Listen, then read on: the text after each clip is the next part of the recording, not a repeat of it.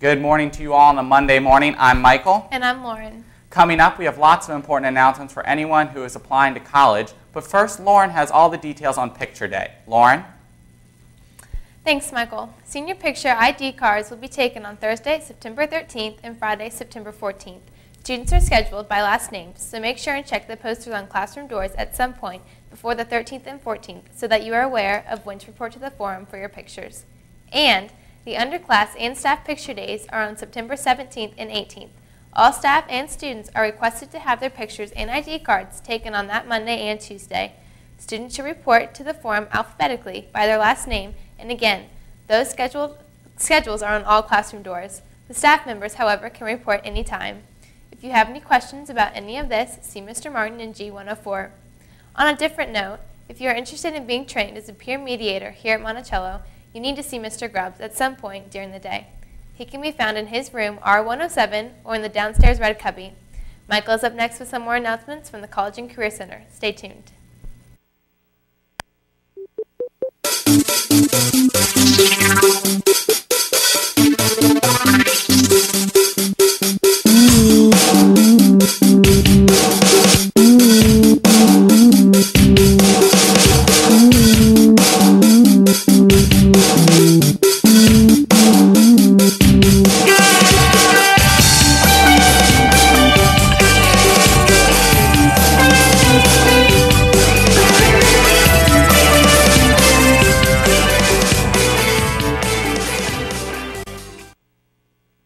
Night is an excellent opportunity for anyone who plans to apply to college, especially those seniors who are currently in the middle of the application process.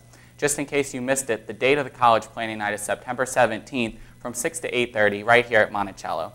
Moving on now, if you are not sure how to tackle the college essays, then I have great news for you. Ms. Lennox, the Assistant Dean of Admissions at UVA, will be here on Wednesday, September 12th at 10 a.m. in the auditorium. She will go over all the do's and don'ts of the college essay.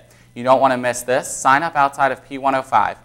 And this week, 2 college representatives will visit Monticello to meet with interested students. Davidson College will be here tomorrow at 9:35 a.m., and Bowdoin College will visit on Wednesday at 2:30.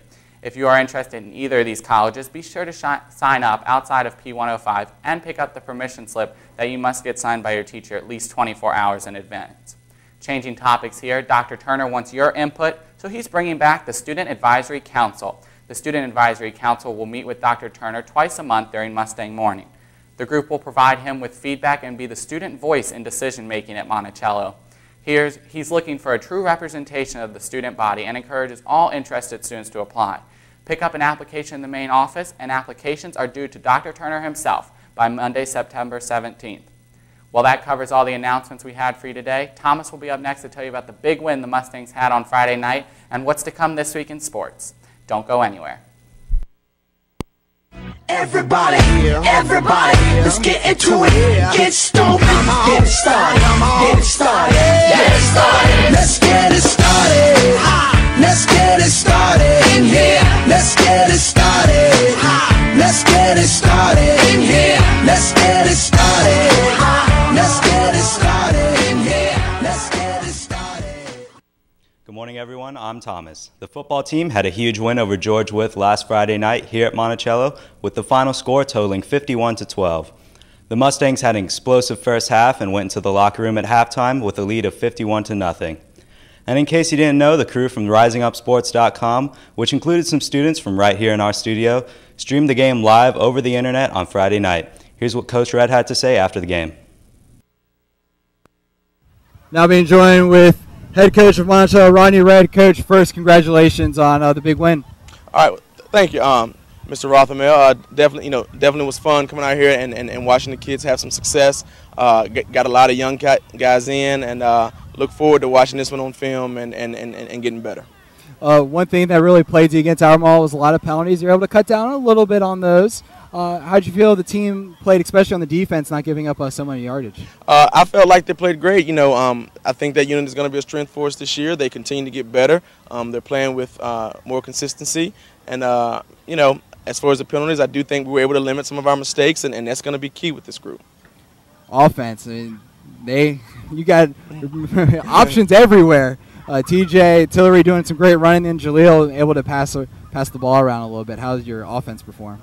I think our offense, performed well. If you look in the stat total, it doesn't necessarily look like it because we're playing a lot of short fields thanks to our defense. But had a couple of drives where we made some key mistakes and left a few points out there. But never going to argue with 51 points, and we did make some plays when we had to. Goochland coming up next week. What are your thoughts going into that one? Thoughts are it's going to be a war.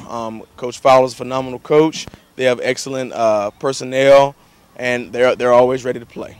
All right, best of luck next week.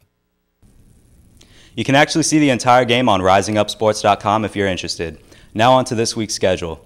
This afternoon, the golf team looks to continue their regular season winning streak as they take on Powhatan in a 4 o'clock match at Glenmore. And tomorrow, the field hockey teams travel to Fauquier to play their games, varsity at 5 and JV at 6:30. Before we sign off today, I have an announcement for anyone interested in playing either boys or girls soccer. Both soccer teams will hold open field play from 4 to 6 on Wednesdays starting September 12th. Players will meet in the cafeteria prepared to play. All participants need to have a completed athletic physical turned into the athletic office in order to participate. These events are open to anyone interested in playing soccer this year at Monticello. Players should be prepared for outdoor play with cleats and shin guards. All players should have a ride to pick them up by 6 p.m. And that brings today's broadcast to a close. From Michael, Lauren, and myself, have a great day. Check us out on Twitter at MHS_TV.